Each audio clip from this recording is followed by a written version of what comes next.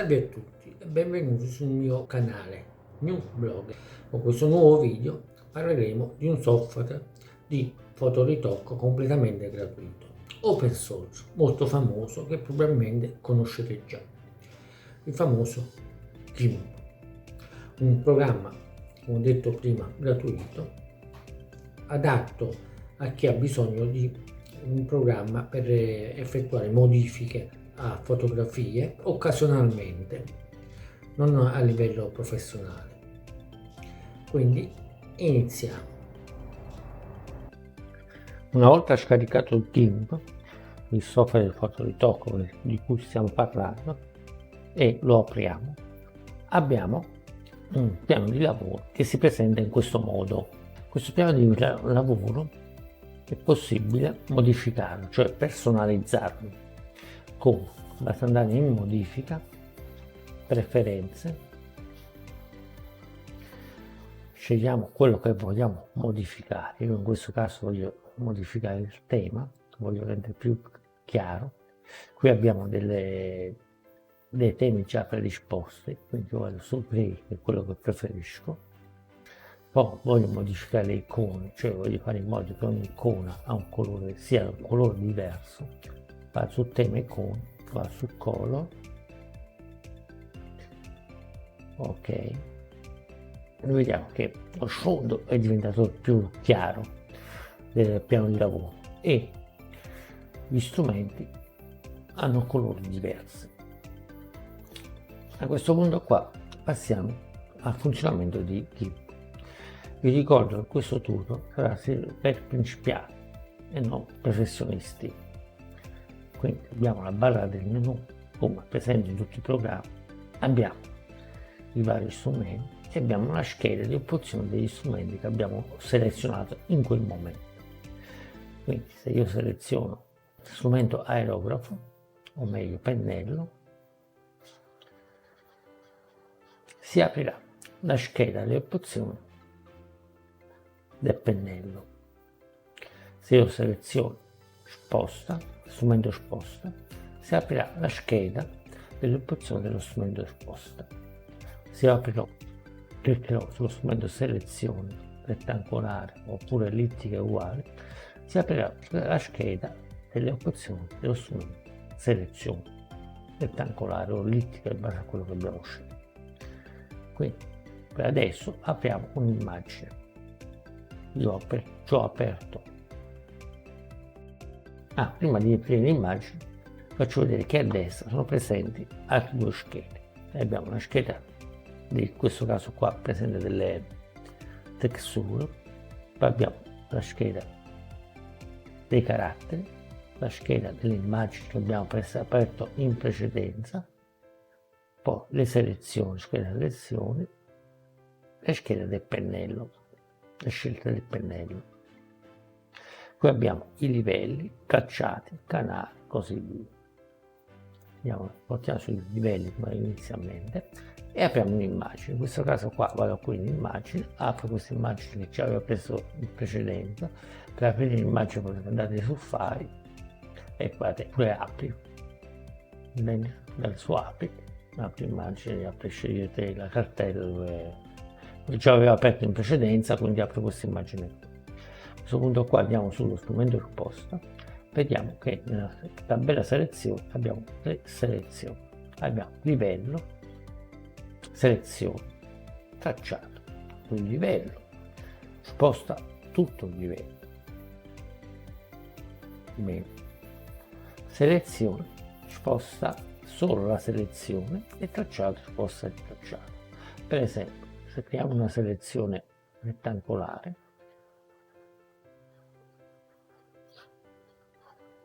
se io vado su strumento sposta, faccio livello, mi sposta il livello, però vediamo che la selezione rimane ferma. Se io invece vado sullo strumento selezione, sposto la selezione, vediamo che l'immagine, cioè il livello, rimane fermo. Il tracciato poi ne parleremo più avanti quando parleremo dello strumento tracciato. Adesso andiamo sullo strumento selezione rettangolare, che poi già abbiamo creato. Allora, La prima cosa, se volete eliminare questa selezione che abbiamo creato in precedenza, possiamo andare o su selezione, facciamo niente, oppure usiamo i tasti di scelta veloce, quindi CTRL maiuscolo A. Ora abbiamo la tabella delle opzioni dello strumento selezione che è uguale per tutti gli strumenti di selezione, quindi ve lo spiegherò una sola volta. Questo qua selezione corrente, quindi seleziono la bocca per confermare che mi invio, se seleziono gli occhi mi cancella la selezione precedente e apre una nuova selezione. Se io faccio aggiungo selezione, modalità aggiungo selezione, e aggiunge una nuova selezione. In questo caso ho due selezioni. Poi possiamo fare sottrae selezione, quindi io ho questa selezione, voglio sottrarre questa, ho 4 selezioni.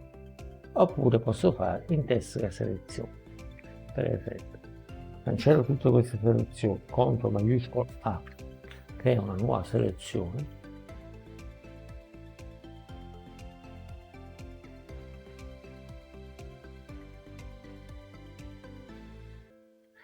premo invio per confermare. Ricordate che dopo selezionata la selezione, creata la selezione, bisogna confermare, quindi premere invio sulla tastiera,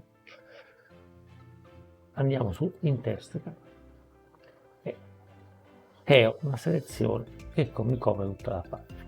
Quindi tutta la parte all'interno dell'intersecazione rimane, tutta la parte esterna viene cancellata. Quindi premo conferma, ecco qua la selezione. Ora abbiamo notato che quando viene creata una selezione,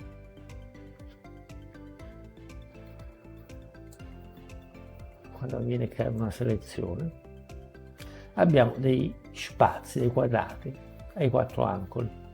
Se io poi sposto il cursore al centro in alto, abbiamo uno spazio centrale in alto, in basso, uno spazio in basso, uno spazio a destra e uno spazio a sinistra. Questi spazi servono per modificare la selezione.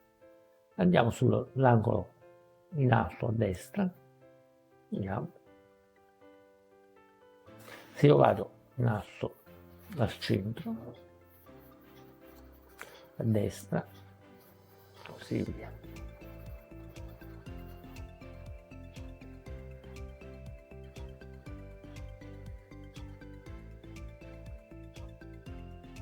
Quindi abbiamo visto le 4 modalità della selezione.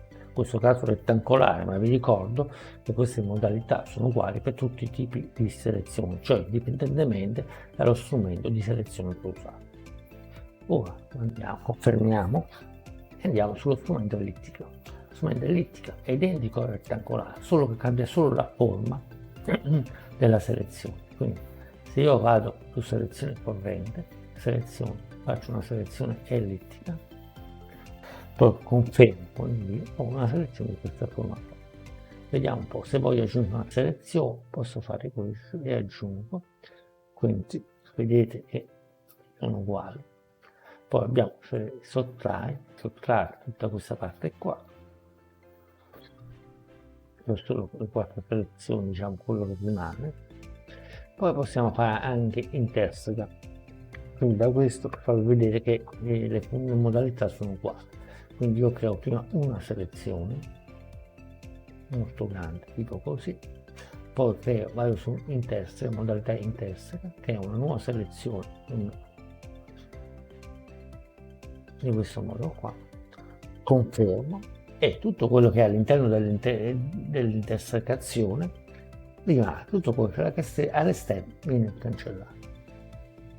Bene. Quindi andiamo su selezione rettangolare, mettiamo come inizialmente e andiamo su selezione a mano libero. Vabbè, selezione a mano libero dice stesso la parola. Noi vediamo che nella tabella delle opzioni le modalità sono sempre le stesse, possiamo modificare il raggio, possiamo mettere immagini sfumate e no, secondo quello che vogliamo fare. Quindi selezioniamo per esempio una selezione così a caso, poi viene confermato con invio e abbiamo la nostra selezione.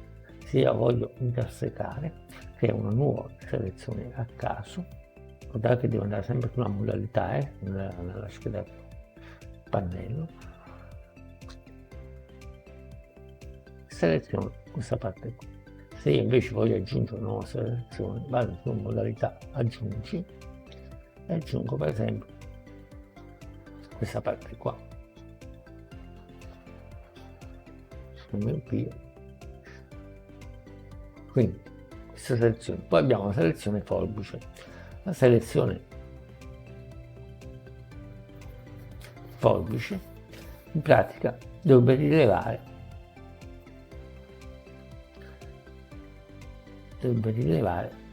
i contorni dell'immagine che noi selezioniamo. Naturalmente i colori devono essere molto diversi, altrimenti non rileva. Quindi facciamo l'esempio della spalla, perché abbiamo bianco, colori diversi, quindi facciamo un punto qualsiasi, facciamo questo punto qua, facciamo anche l'esempio di qua. Vabbè, adesso qua sbagliato, non guardate quella parte là. Ma se vogliamo possiamo aggiungere qualcosa qua, possiamo aggiungere, possiamo anche modificare aggiungendo un po' di, anche se qua vediamo questa parte qua non è molto precisa perché i colori purtroppo sono simili, sono uguali. Per i colori invece c'è molta differenza, vediamo che rileva abbastanza bene. Poi abbiamo anche la selezione in base al piano, però questa selezione non ve la faccio vedere adesso, ma più avanti, anche perché non è molto funzionale, non è molto, quindi io la uso molto poco. Adesso andiamo su selezione fasi e praticamente è la bacchetta magica presente in Photoshop. Lo seleziono,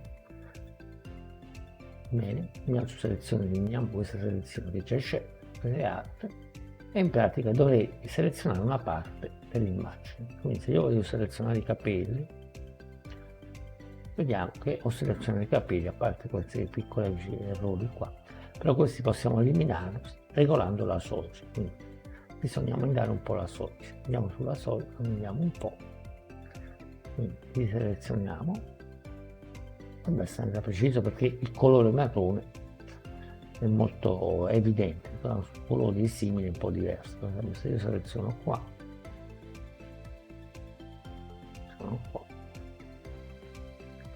se io seleziono qua,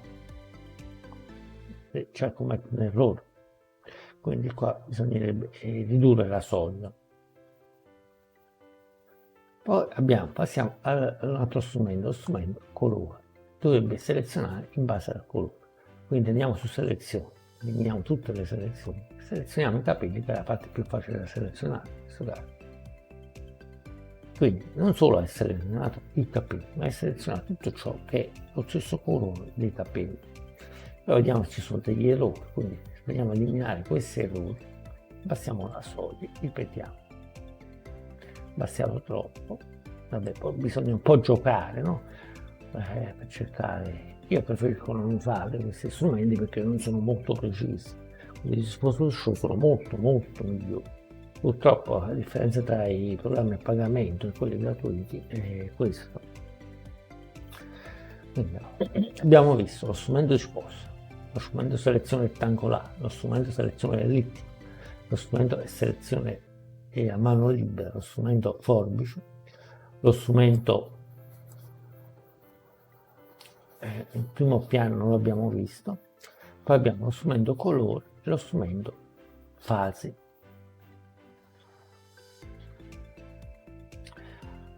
Questo primo video riguardo GIMP, questo programma di fotoritocco completamente gratuito, vi ricordo, il video si ferma qua, quindi ci vedremo al prossimo video e se siete interessati, se vi è piaciuto, mettete mi piace. Se volete iscrivetevi al canale, magari cliccate anche sulla campanella per poter essere aggiornati, avvisati di possibili nuovi video. Poi se avete domande da fare, scrivetelo nei commenti. Ok? Grazie per la visione, saluto a tutti, buona giornata.